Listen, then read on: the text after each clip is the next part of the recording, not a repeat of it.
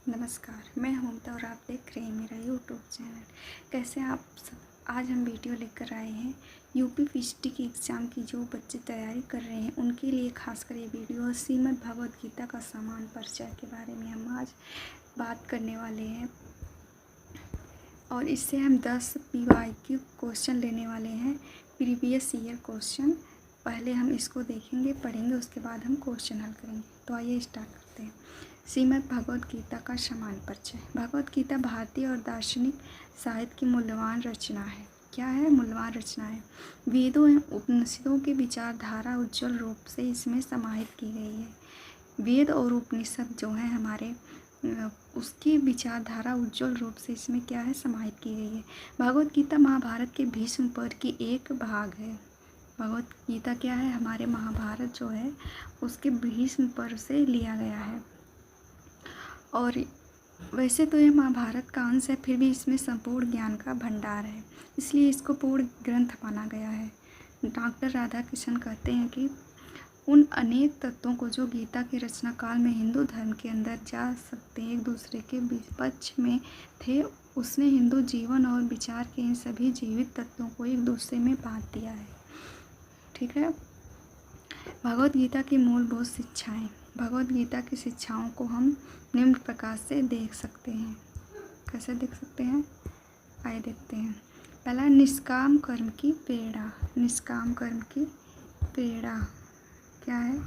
गीता मनुष्य को यह शिक्षा देती है कि मनुष्य को केवल कर्म करना चाहिए, फल की इच्छा बिल्कुल न करे, क्योंकि कर्म करना हमारे बस में और फल देने का अधिकार किसी दूसरे की शक्ति है। इसलिए निष्काम भाव से कर्म करने की प्रेरणा मिलती है हमें। गीता का मुख्य शिक्षा क्या है? यही है, निष्काम कर्म की प्रेरणा होनी चाहिए। भगवद गीता की मुख्य शिक्षा यही है कि निष्काम कर्म से हम निष्काम भाव से बिना फल की इच्छा करते हुए कर्म करना चाहिए निरंतर। जैसे हम पढ़ाई कर रहे हैं तो हमें बस अपनी पढ़ाई को निरंतर कंटिन्यू करना चाहिए बिना किसी इच्छा के। हाँ, ये तो रहता है कि हम परीक्षा में पास हो जाएं, लेकिन फल की इच्छा तो बाद में। पहले हम अपनी पूरा मेहनत जी जान से पढ़ाई करनी चाहिए ताकि हमें सफलता मिले, और ना मिले तो भी कोई बात नहीं, मिल जाए तो अच्छा है। इसलिए निष्काम भाव से कर्म करने की प्रेरणा मिलती है हमें। गीता का मुख्य शिक्षा यही है। फिर है आस्तिकता की प्रेरणा। हर मनुष्य को आस्तिक बनना चाहिए। क्या बनना चाहिए? आस्तिक, तथा भगवान का भजन करना चाहिए। यही गीता का ज्ञान है कि मनुष्य को आस्तिक बनना चाहिए, भगवान में आस्था रखनी चाहिए और भगवान का भजन करना चाहिए। भक्ति के लिए मानव की भावना शुद्ध और सच्ची होनी चाहिए। मनुष्य को श्रद्धापूर्वक ईश्वर की भक्ति करनी चाहिए। श्रद्धापूर्वक ईश्वर की भक्ति करनी चाहिए और उसकी भावना सच्ची होनी चाहिए। सहिष्णुता और सार्वभौमिकता की भावना। गीता जो है मनुष्य को सहिष्णु बनने की प्रेरणा देती है। गीता में भगवान ने, श्री कृष्ण ने यही बताया है कि मनुष्य को, श्री कृष्ण कहते हैं कि आस्थापूर्वक चाहे जिस किसी भी देवी देवता को आराधना करता है तो मैं उसमें भक्ति को दृढ़ करता हूँ। भगवान श्री कृष्ण कहते हैं कि किसी एक देवी देवता की पूजा नहीं, आप जिस किसी भी देवी देवता की पूजा करते हैं आस्थापूर्वक पूरी श्रद्धा से, मैं उसमें उसकी भावना, उसकी भक्ति को मैं दृढ़ करता हूँ। कर्मठ बनने की प्रेरणा। फिर क्या है? कर्मठ बनने की प्रेरणा। गीता मनुष्य को यह प्रेरणा देती है कि उसे परिश्रम से नहीं घबराना चाहिए। ठीक है। अपने कर्म से विमुख होना निंदनीय बताया गया है। अगर कोई है अपना कर्म से भाग रहा है, उससे नहीं करना चाहता, तो इसको निंदनीय बताया गया है, निंदा की गई है इसकी। क्योंकि इंसान जीवित होते हुए भी अगर कर्म से भाग रहा है तो वो मरे हुए व्यक्ति के समान है। मार्गदर्शन की प्रेरणा। भगवद गीता मोह माया में फंसे हुए युग के मानव को समता के भाव की शिक्षा प्रदान करती और मिलजुल कर रहने की प्रेरणा देती है। मार्गदर्शन यही है गीता का कि मोह माया में फंसे हुए युग के मानव को एक साथ एकता में मिल भाव से रहना चाहिए, इसकी शिक्षा प्रदान करती है। गीता के अनुसार आत्मतत्व। गीता में श्री कृष्ण अर्जुन को समझाते हुए कहते हैं कि शरीर और आत्मा दोनों अलग अलग हैं। क्या है? शरीर और आत्मा हमारी दोनों अलग अलग हैं। इसलिए जन्म, मरण, बचपन, वृद्धावस्था सभी शरीर के विकार हैं। आत्मा तो शुरू से ही अमर मानी गई है। वास्तव में आत्मा अमर होती है, शरीर नाशवान है, आत्मा जो है वो अविनाशी है। आत्मा न तो मरती है ना उत्पन्न होती है, शरीर के मरने पर भी वो नहीं मरती, क्योंकि शाश्वत नित्य अजन्मा एवं प्राचीन है। गीता के अनुसार निष्काम कर्मयोग, गीता के अनुसार निष्काम कर्मयोग क्या है? अर्जुन को कर्म करने के लिए प्रेरित करने के लिए गीता का उपदेश दिया गया है। भगवान श्री कृष्ण ने अर्जुन को कर्म करने के लिए प्रेरित करते हैं भगवत गीता में। वह कर्म योग जिनके अंतर्गत किसी प्रकार की फल की कामना नहीं की जाती, निष्काम भाव से कर्म करने की प्रेरणा अर्जुन को दिया गया है। इसको निष्काम कर्म योग कहलाता है।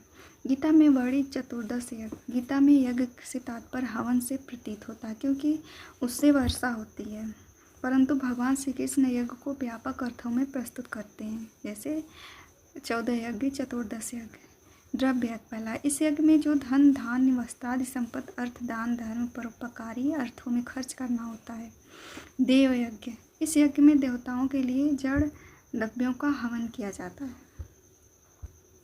इसके बाद है ज्ञानेंद्रिय यज्ञ, इस यज्ञ में ज्ञानेंद्रियों के संयम का अभ्यास, इंद्रियों को विषयों से रोकना होता है।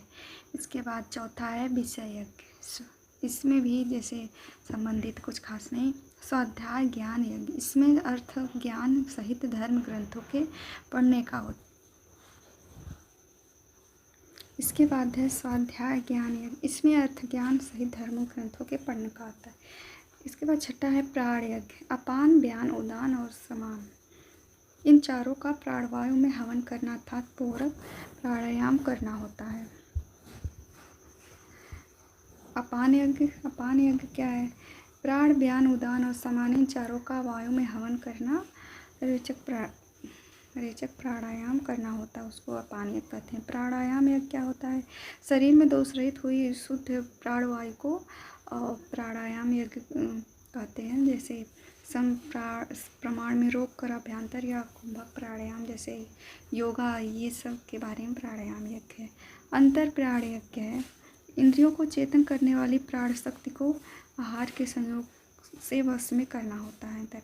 योग यज्ञ क्या है? बुद्धि योग अर्थात कुशलता से निष्काम कर्म करना बुद्धि योग है।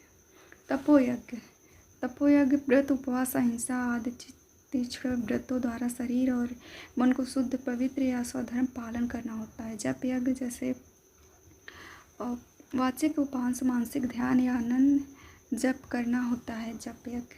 और इंद्रिय यज्ञ, इंद्रिय प्राण यज्ञ, इंद्रियों की चेष्टाओं और प्राणों को व्यापार में रोककर मन को आत्मा में एकाग्र करना। ज्ञान यज्ञ, सब कुछ ब्रह्मा रूप समझकर सदा सर्वदा समान क्रियाओं को सर्वथा अनुभव करना होता है।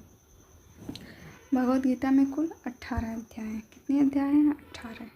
इसकी रचयिता महर्षि वेदव्यास जी हैं। यह 700 श्लोकों में निर्मित की गई है। यह महाभारत के 18 पर्वों में से भीष्म पर्व से ली गई है कि फिर भी यह संपूर्ण मानी गई है।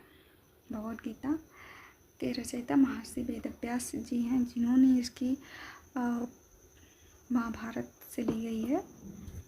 इसमें 18 अध्याय। अगर पूछेगा कि भगवद गीता में कितने अध्याय हैं तो बता दीजिएगा 18 अध्याय अध्यायों में विभक्त की गई है। अब आते हैं सबसे महत्वपूर्ण जो है PYQ प्रीवियस ईयर क्वेश्चन के बारे में हम जान लेते हैं।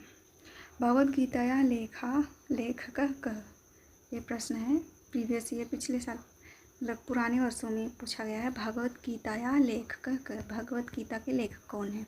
भीष्म, अर्जुन, व्यास, श्री कृष्ण। कौन है? महर्षि व्यास सही जवाब। इसके बाद है दूसरा, श्रीमद् भगवद गीता विभाजनम कृत मार्ग सर्गेश क्या है?